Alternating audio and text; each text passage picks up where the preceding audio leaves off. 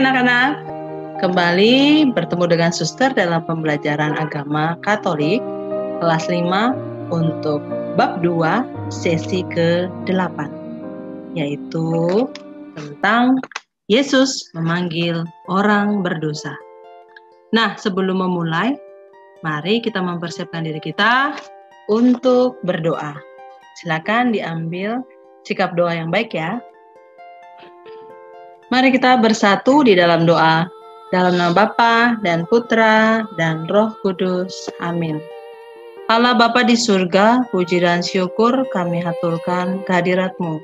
Karena pada hari ini kami dapat berkumpul untuk belajar bersama. Kami ingin belajar pada Tuhan yang mencari dan memanggil kembali orang yang berdosa. Kami menyadari hal itu tidak mudah bagi kami. Untuk itu kami mohon Roh Kudus-Mu agar menguatkan kami untuk bertindak sesuai dengan ajaran Yesus yang bersedia mencari dan memanggil orang-orang berdosa. Amin. Santa Lucia, doakanlah kami. Dalam nama Bapa dan Putra dan Roh Kudus. Amin. Nah, anak-anak yang terkasih, pada sesi ini kita akan membicarakan tentang Yesus memanggil orang-orang berdosa. Nah, dalam pembelajaran ini, Suster sudah memberikan bahan PDF-nya, sudah lama ya, untuk khusus bab 2. Tapi ini sesi yang ke-8. Untuk kitab sucinya diambil dari Injil Tuhan kita Yesus Kristus menurut Santo Lukas, bab 19 ayat 1-10. Ya, ini mengenai tentang Zakeus. Nah, Suster harap semuanya kalian sudah membaca ya, karena Suster sudah memberikan bahannya sebelumnya. Untuk memperdalam bahan ini, Suster mempersiapkan juga tentang video atau film tentang Zakeus. Selamat menonton! Ketika Yesus pergi ke Yerusalem, banyak orang mengikutinya. Mereka minta kepada Yesus agar berkenan menunjukkan jalan keselamatan dan mengajar mereka tentang kerajaan Allah.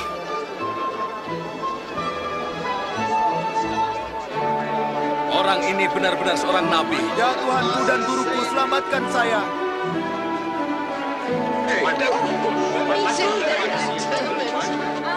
Oh Tuhan, selamatkan kami. Selamatkan. Puji Tuhan. Tunjukkanlah jalan yang benar ya Tuhan. Banyak orang mulai menerima Yesus sebagai Tuhan dan Guru.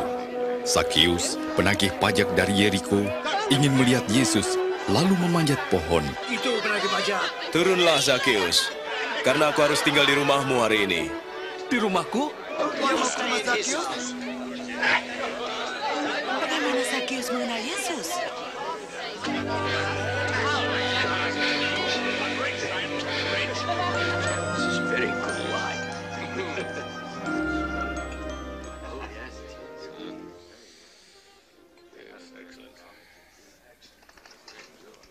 Dengarkan, saya memberi setengah dari milikku kepada yang miskin.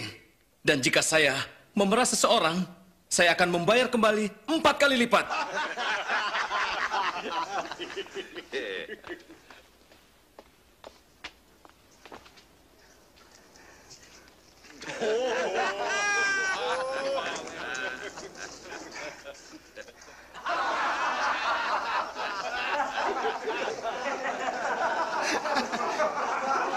Saya tidak percaya bahwa seorang penagih pajak membayar kembali pajaknya. Tidak mungkin.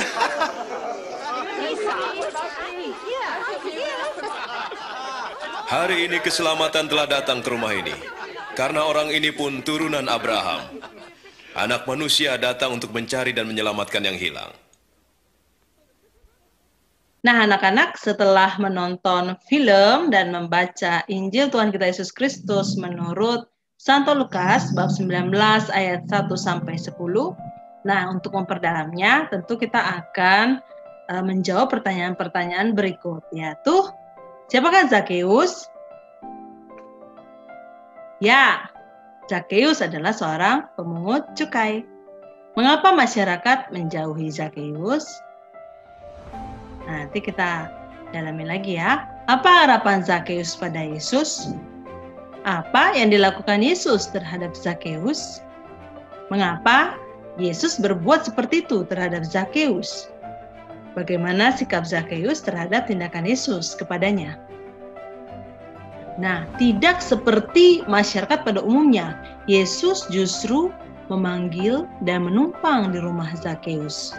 Masyarakat Yahudi pada umumnya bersikap curiga kepada Zakeus dan menjauhi dia.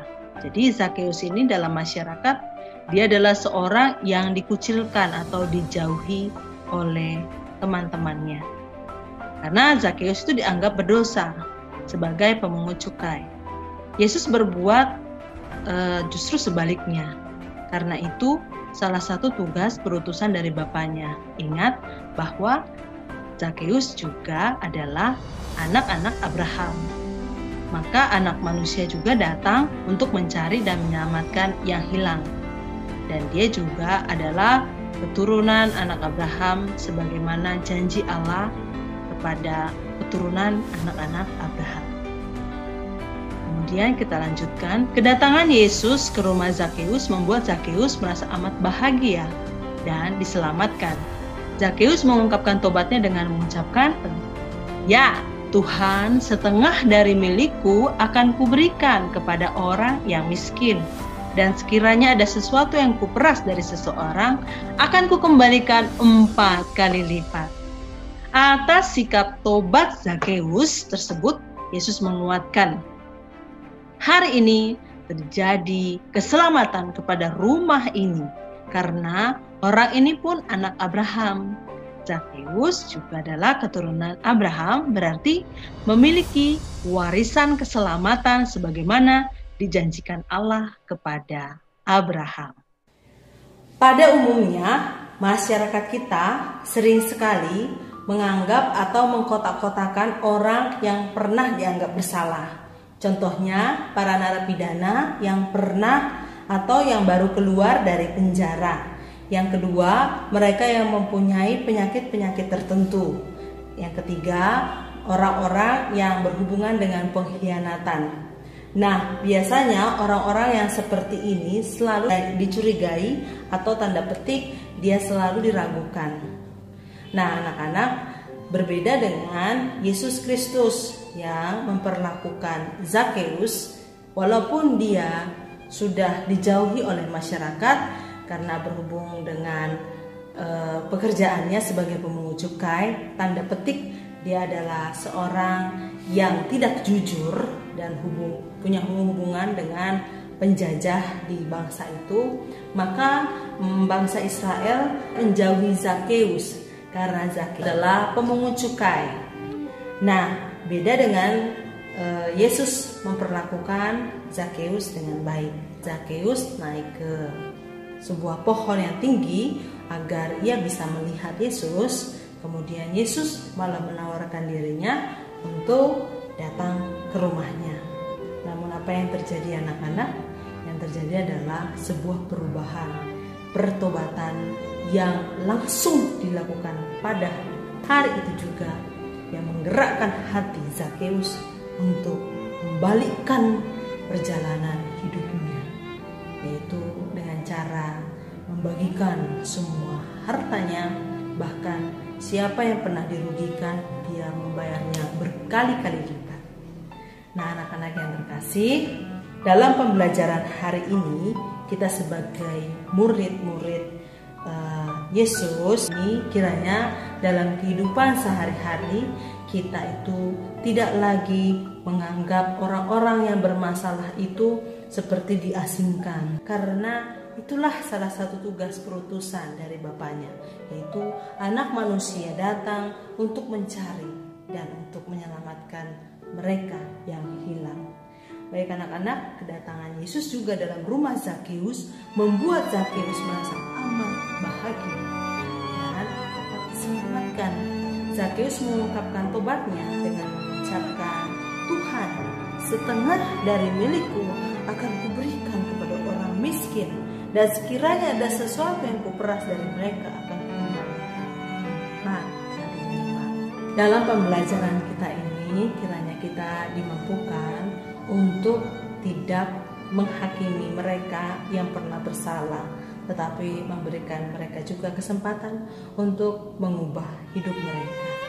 Jadi misalnya ada narapidana yang mereka yang pernah dipenjara dan keluar penjara, itu juga tidak patut untuk dicurigai terus-menerus, tetapi mungkin mereka juga mengalami pertobatan.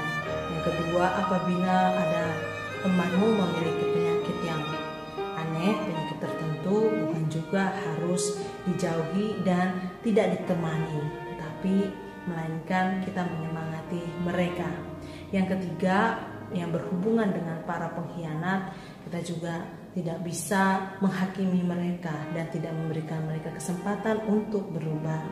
Karena Yesus memberikan kita teladan hari ini, yaitu memberikan mereka ruang, memberikan mereka kesempatan, memberikan mereka kebahagiaan agar mereka mau masuk kembali ke jalan yang dikehendaki Bapa. Baik anak-anak, terima kasih atas pertemuan kali ini. Silakan mengerjakan tugasnya. Di e-learning ada tugasnya. Selamat mengerjakan. Mari kita tutup dengan tanda kemenangan Kristus dalam nama Bapa dan Putra dan Roh Kudus. Amin. Tuhan memberkati. Salam sehat, salam semangat, berkah dalam Horas. Dadah.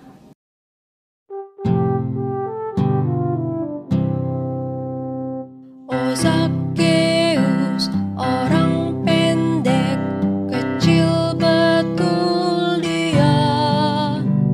Dia panjat pohon ara, hendak melihat Yesus. Tuhan Yesus pandang dia, katanya, Hai Zakheus, turunlah. aku menumpang di rumahmu. Oh Zakheus, orang pendek, kecil betul dia. Dia panjat pohon ara, hendak melihat Yesus. Tuhan Yesus pandang dia, katanya, Hai Zakheus, turunlah. aku menumpang